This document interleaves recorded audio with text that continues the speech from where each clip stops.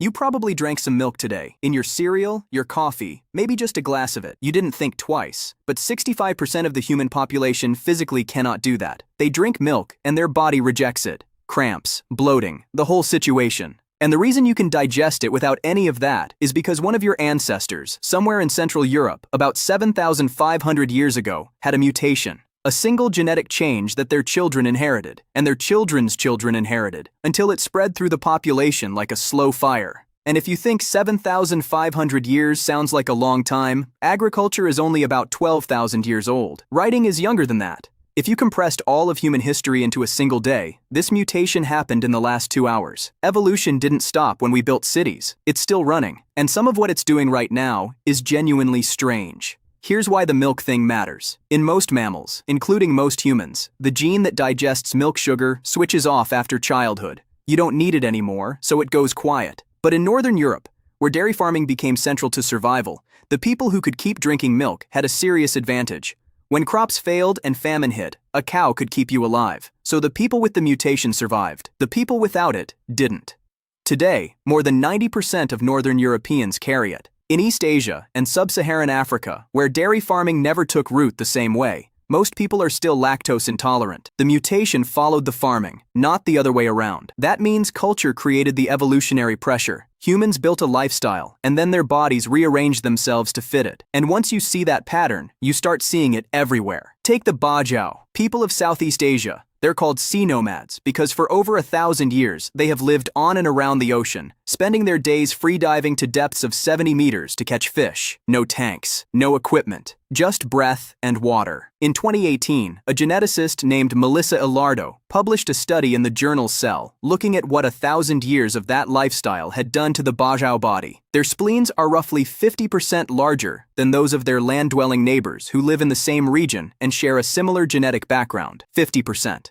That's not a small difference. The spleen matters because it acts as a reservoir for oxygenated red blood cells. When you dive and hold your breath, your spleen contracts and releases those cells into your bloodstream, extending how long you can stay under. Bigger spleen, more oxygen, longer dives. Their bodies didn't just get used to diving. Over generations, they literally grew a different-sized organ because of how they lived. Ilardo actually went and lived with the Bajau to do this research. She watched them dive every day. No wetsuits, no fins, just wooden goggles carved by hand. Some of them spend 5 hours a day underwater, total. Not in one go, obviously, but dive after dive after dive, day after day, generation after generation. And when she compared their DNA to their neighbors on land, the selection signal on the gene PDE10A was so strong it basically screamed at her from the data. This wasn't a maybe. This was the ocean rewriting a population's biology in real time. Think about that. The ocean reshaped their insides. But here's where it gets properly strange. Because the next one doesn't just involve living humans adapting. It involves a species that's been dead for tens of thousands of years, helping a population of living people breathe. Tibetans live and work above 4,000 meters. At that elevation, the air has about 40% less oxygen than at sea level.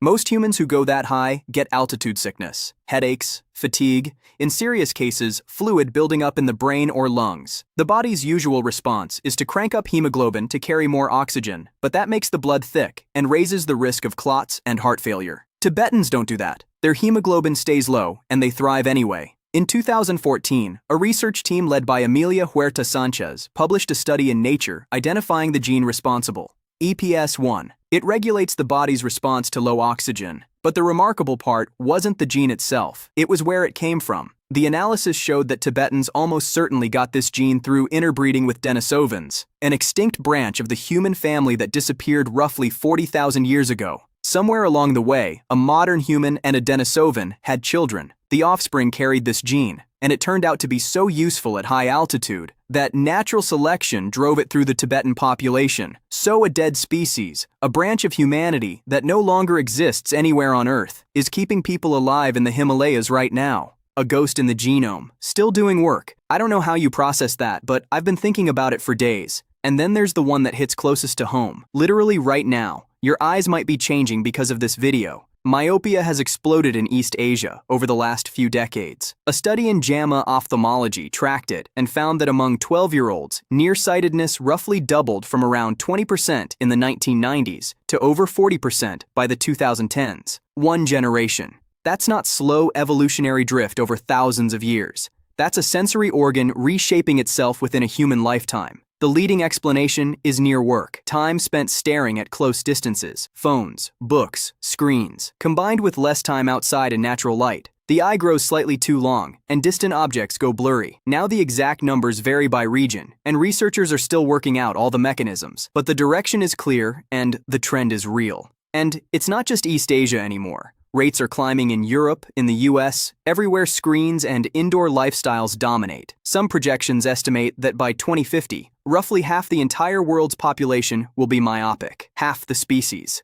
One single behavioral change, moving indoors and staring at things up close, could reshape the vision of nearly 4 billion people within the next 25 years. We didn't need thousands of years for this one. We did it in a few decades. The world we built, the indoor, screen-saturated, close-focus world, is physically restructuring the human eye in real time. If you're watching this on a screen right now, and you wear glasses, you might be living evidence of the thing I'm describing. So here's where we actually are. Your ability to drink milk exists because a farmer had a lucky mutation 7,500 years ago. A community of people grew different organs because their grandparents kept diving. A vanished species left behind a gene that lets people breathe where the air is thin. And the screens we stare at every day are quietly reshaping the eyes of an entire generation right now. Evolution didn't stop when we invented civilization. Civilization accelerated it. Every major change we made to how we live, farming, seafaring, moving to new altitudes, staring at glowing rectangles, created new pressures, and our bodies started adjusting. You are not the finished version of a human being. You are a draft, and the world you built around yourself is still editing you.